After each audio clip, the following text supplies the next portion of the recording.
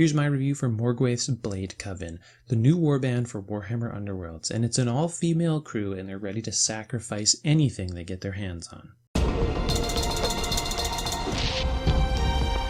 Hello everyone and welcome back to the BattleCast. These are among my favorite videos. New warbands, new cards, new meta, and it's about time. This has been a long silence, a long haul between our last release. So, firstly, these models look dope. I mean, they're among the most dynamic poses and really cool. They're unlike anything else we've really seen, except for, of course, our boy Targor and the Blood Reavers. Now we're going to kick things off with the leader of this warband, Morgwaeth the Bloodied. Now, she has 4 movement, 2 dodge, 4 health, and that makes sense.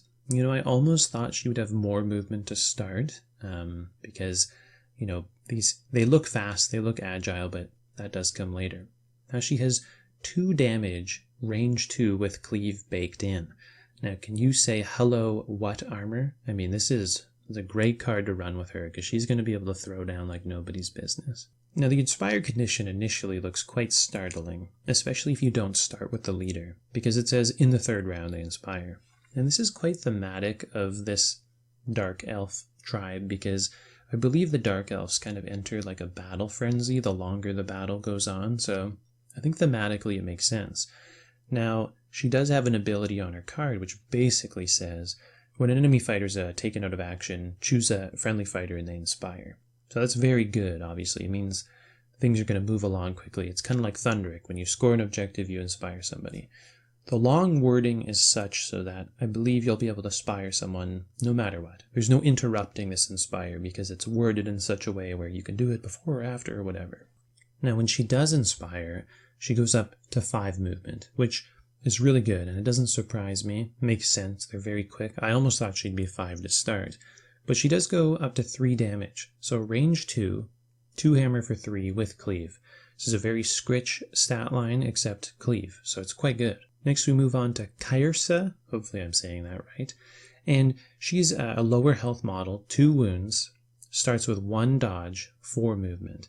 Now she does do a 3 sword for 1 damage attack, which is not great, but it's a lot better than a lot of the other weaker fighters, which are 2 sword for 1 damage.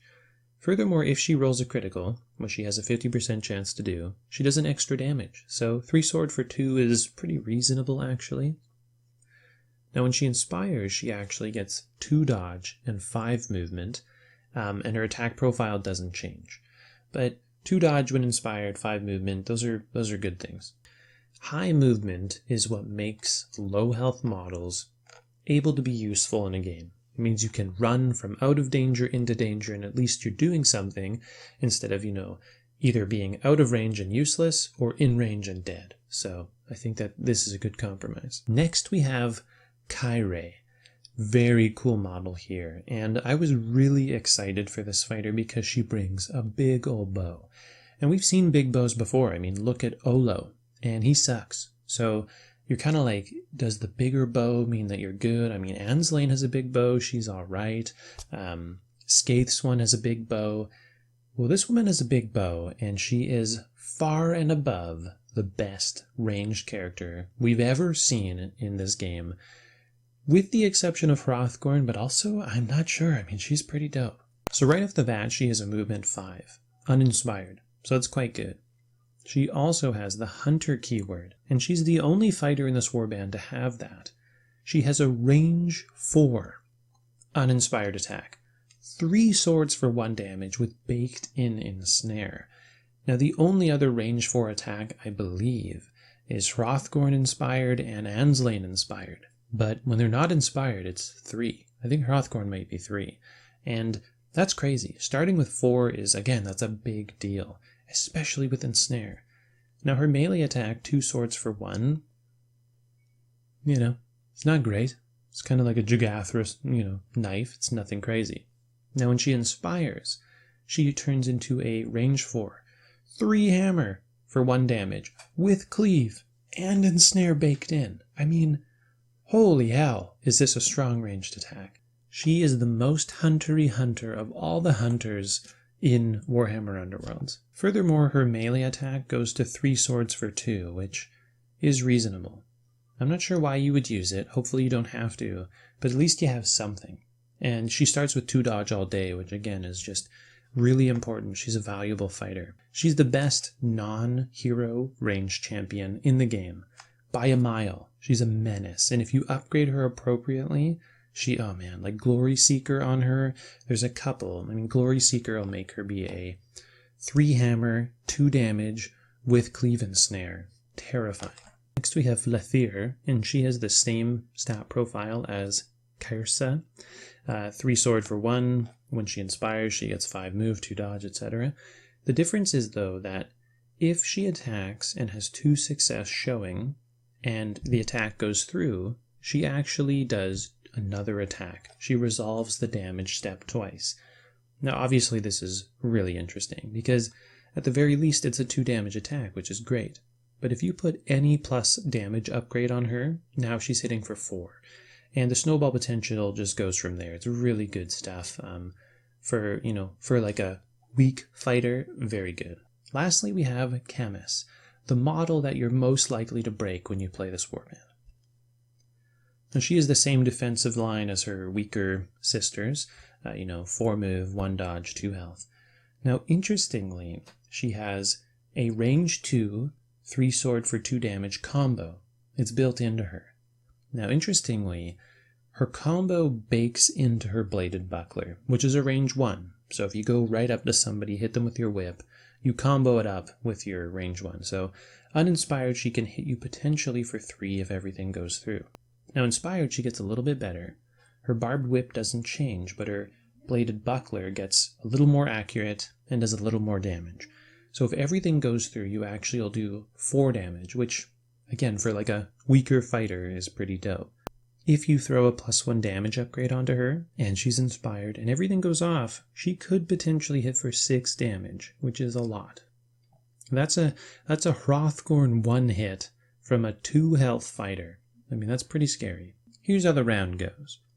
You charge in with Morgwaeth and you kill one of the Noblar. You use the Inspire mechanic to inspire Camis. You use the Glory to give her +1 upgrade, +1 damage upgrade. You then charge Hrothgorn and you one-shot him. Sweet. These girls know how to throw a lot of dice, so I think cards like Branching Fate would be pretty good, actually. Now, moving on to upgrades. And the first one we have is a score immediately for 1, Blood Right. Score this immediately when a friendly fighter holding an objective makes an attack action which takes an enemy fighter out of action. And these are the scenarios you just can't really bank in happening that often. Maybe Kyrie and her bow, but it is harder to line up than you'd think, and I don't know. I don't think it might be worth it, but probably not. Next we have Torturous Death. Score this immediately when your warband makes its 3rd or subsequent attack action that targets the same enemy fighter this phase. And this is almost a good card. Because of the combo attack on Camis, you may actually get this easier than other warbands, but like many warbands, hitting a model with 2 attacks probably means they're dead, and not only is it also hard because you might fail. It's a poor use of activations. If you have to attack someone 3 times to secure a kill, it's not a very good round for you. Next we have Triumphant Stance. It's a dual card, and you score this in an end phase if 1 friendly fighter is holding an objective, and no other fighter is holding an objective. And this is almost alright. So depending on how your meta is, this might be amazing. If you don't have a lot of hold objective warbands you're running against, especially with the orcs coming out, this might be a good 2 glory. I mean, you can get this at the end of the first round if people aren't interested in objectives. Furthermore, these girls have the movement to actually knock people off objectives, so you might be able to get one of your fighters on and push the others off, and you might get this. It's kind of funny though, because this card doesn't actually play well with a hold objective style, because only one of your fighters can be on objective. So it really does fit with like an aggro play style and sort of something you pick up. I mean, if you wipe them out, you can score this still, so it's kind of interesting.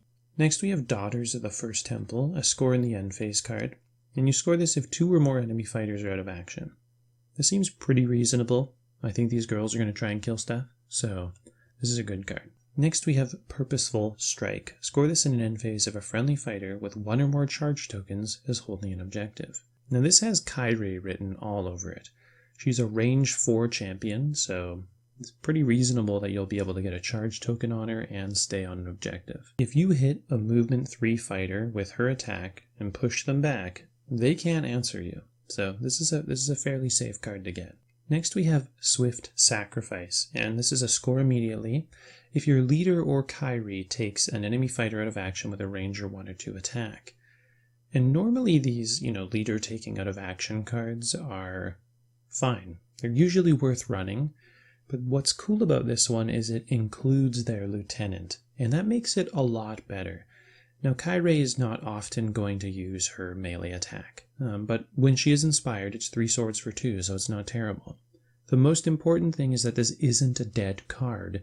If your leader fails their attack or they are killed, it can still be scored, and that's actually a big deal.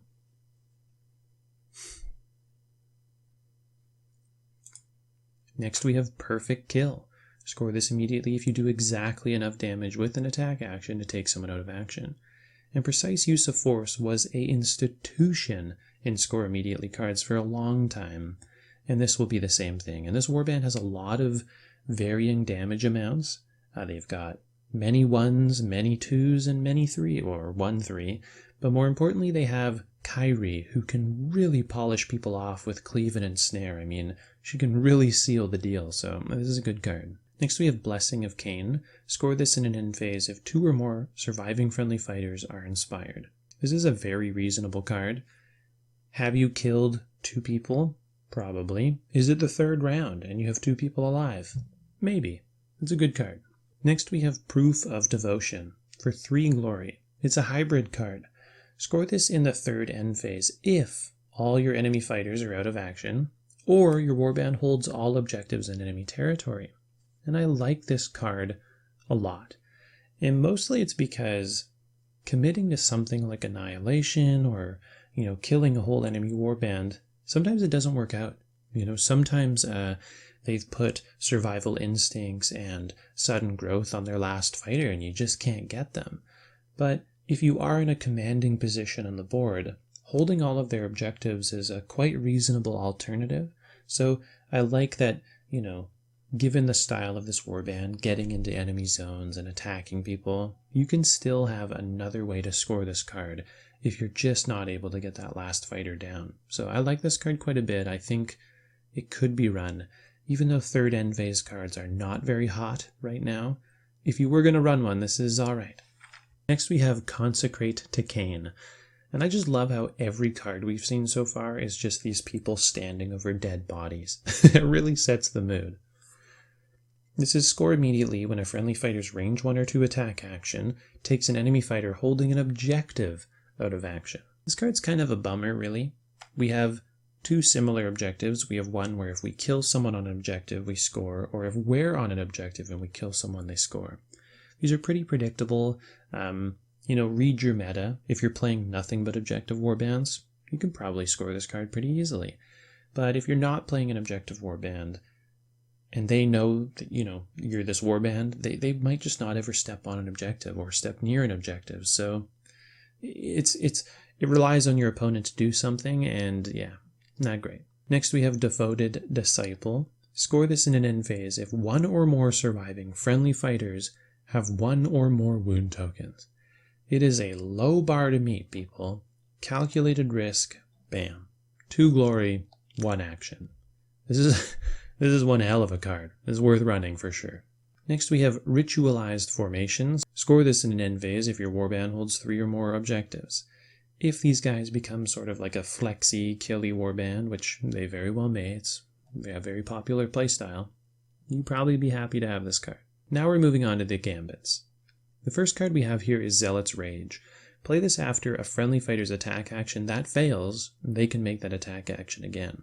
Now this type of card is a huge deal for any warband, but for a warband where you have someone with combo, someone who does +1 damage when they crit, and someone who attacks twice if they have 2 success symbols showing, it's really important. I mean, you are going to get some mileage out of ensuring that your attack goes through or looks the way that you want it to. Next we have Perfect Precision. Reroll an attack dice in the next attack action and the next activation. Fine, rerolls are good. This isn't a bad card. And you should always run a faction-specific card if it's the same as a universal. It's just common courtesy. Next we have incredible agility. Ignore lethal hexes, you can move through shit. We've never seen this card used, ever. It's not good.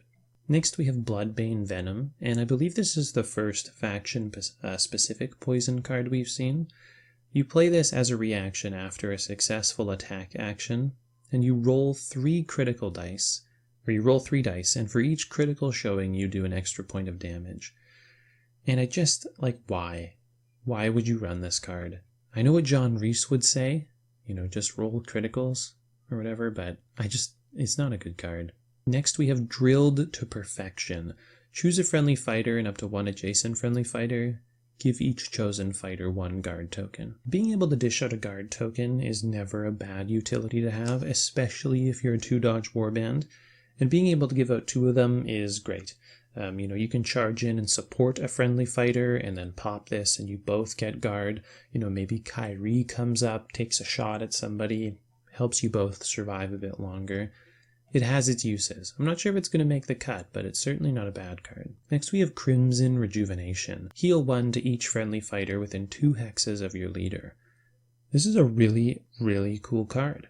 I think it's great, but for a warband whose health for many of them are 2 or 3, i.e. 1-shot range, it's basically useless. So, dead card, but in the hands of another warband, it would have been quite good. Next we have Catechism of Murder. Choose a friendly fighter, they inspire. Now it's restricted to Morgwaeth, so if she's dead, you can't use this card, which is fair, because her mechanic is the one that inspires. But Inspiration Strikes was an amazing card. Always was, always will be. This is a great card. Inspiring your fighters when your enemy doesn't expect it, especially this warband, because they basically double their killiness on every fighter. It's a big deal. For me, this is going to Kyrie every time. Next, we have Headlong Fury. This is one of the coolest cards I think we've seen. Choose an inspired friendly fighter, and they make a move action. Do not give the chosen fighter a move token. Now, we've seen something similar in Skaith's Wild Hunt, where they couldn't have had, if they didn't have a move or charge, they could make a move, in the power step. The fact that you can have a charge, you can have a move, and you can still use this, or if you use this, you haven't had you can still charge and move, it's very strong. The fact that you're inspired means you have movement 5, so this warband can essentially catapult someone 11 threat range. They go 5 more, and hit 1. That's an 11 threat range. I mean, it's insane. No one is safe. This is a really strong card. Next, we have Carve a Rune. It's a reaction. Play this during an attack action of range 1 or 2 that succeeds. Before dealing damage, if there are criticals in the roll, you gain 1 spent glory. And this is a very cool card. I love this card. We saw things similar like Scavenge, where if you took someone out who had an upgrade, you would get this. But this doesn't mean that you have to kill someone. It just has to succeed, and you gain a spent glory. So if you have room in your Gambit deck, this is a cool card. Next we have Fanatical Faith. The first time a friendly fighter would be dealt any amount of damage, they're dealt 1 damage instead. And this is the card that this warband needed. It's an Insensate, and you needed it because this warband's very squishy.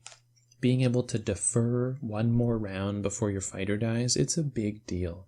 Especially if you can, when you know that everything your opponent touches is going to die, but they commit resources to a play, maybe they play like a Spectral Wings or something, and you play this card, it's just gravy. So this is a very powerful card. Now moving on to upgrades. Now the first card we have is Crone Blade, a 3-sword for 2 damage upgrade. And if the attack succeeds, you heal a damage. Now this is a great card in any warband, except for the fact that, again, the health pool on these women is so low that I just don't think that this is worth having at all. If you had 4 health, maybe, but 3 or 2, not worth it. Next we have Victor of 1,000 Duels, and this is an upgrade.